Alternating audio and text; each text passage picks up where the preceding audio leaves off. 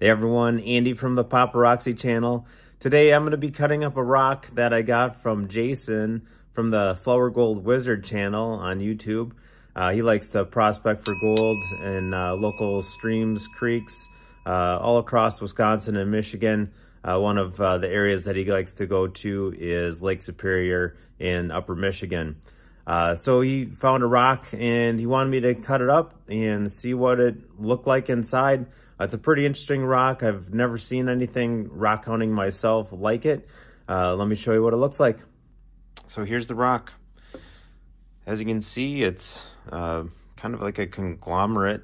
It has a lot of interesting features with some of that gray wacky, or I'm not sure really what that is.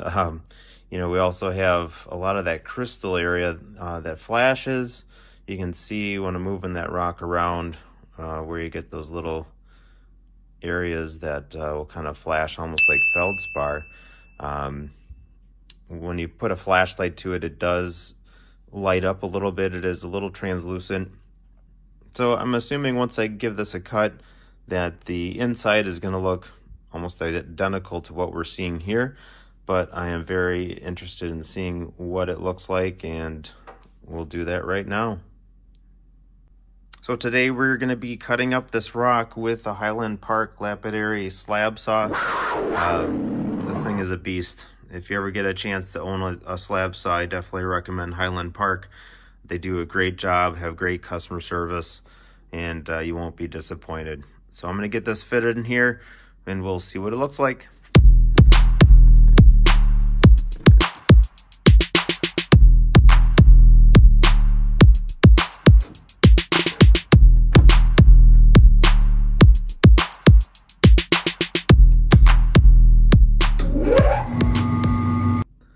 The rock saw just turned off. I'm about to open up the hood. Before I do, if you ever had a chance to watch Jason's videos on Flower Gold Wizards, this part would make a little bit more sense. But do you hear an echo in here? I'm gonna have you take a listen. Hold on. It's the Chris Lilly rock of the week.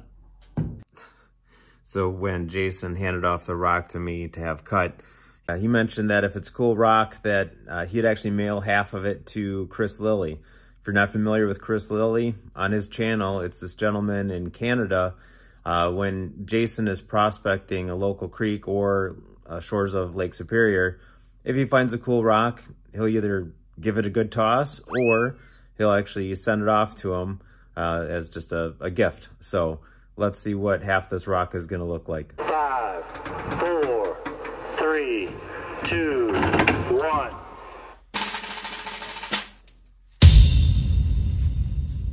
Well, here it is.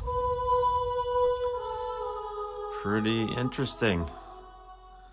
It's a little bit different than what I expected, but for the most part, what I thought would be there is there. There's a lot more of that gray wacky, or I don't know what you'd call it, than I thought there would be.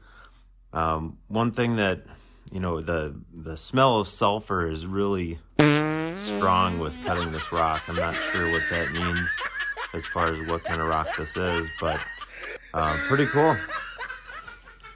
That's excellent. Here's the dark area of that rock. I ended up cutting right through that section. So some people were saying that was a different area that would be interesting to see cut through. So there is what that looks like. So I wanted to do a couple experiments to see what the hardness rating of this rock is. A steel nail is about 5.5 on the Mohs hardness scale, and so I wanted to test out this gray portion of the rock to see if it's limestone. If it's limestone, it would easily scratch. Calcite is also very soft typically, so I'm going to scratch right here, and it just streaks it. It does not etch into it at all, and over here as well, same thing. So that tells me that the rock is harder than 5.5. I also have a quartz crystal. Quartz crystal will have a Mohs hardness rating of about 7, and so I also wanted to try that.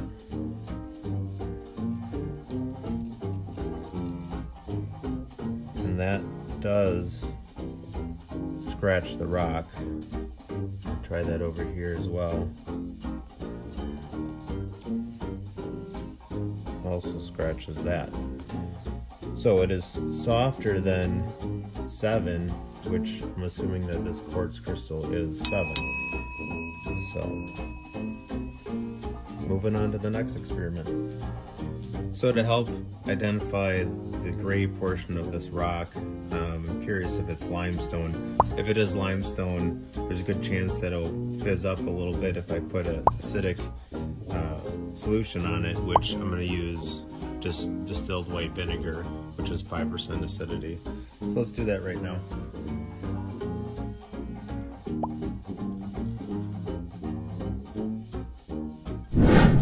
So I've let this vinegar sit on this rock for about 5 minutes now, and there still is no fizzing. I'm also gonna try some of these other areas just to see if any of this other stuff is calcite. Calcite would also fizz with some acid on it. And I'm not seeing any reaction to that. So I do not believe it is calcite, and I do not believe that this is limestone. I also wanted to see if this rock was magnetic at all, so I have a rare earth magnet here, and let's give that a test. It is not. So here's that rock cut up, and I'm showing it with 365 nanometer UV light. So the inside and the outside of the material, I believe, is actually some sort of feldspar. It's just the outside has, some of like a crust or something that doesn't really light up some of that feldspar like you're seeing here. Here's the other part of it.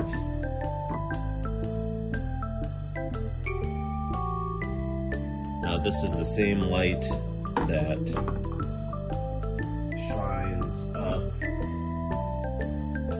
lights.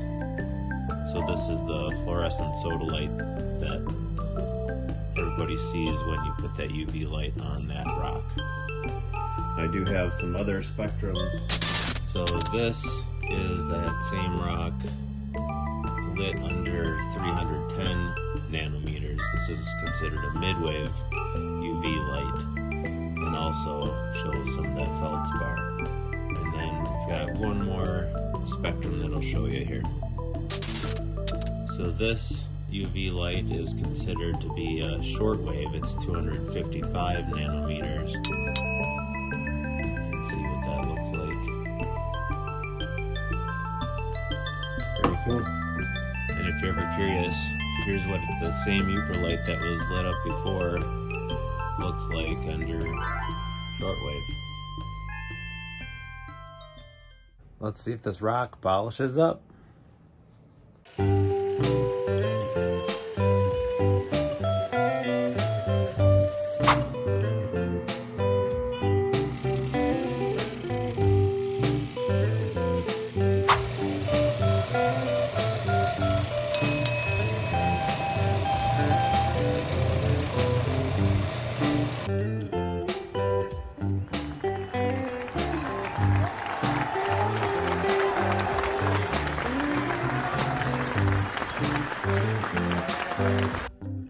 Well, that was fun.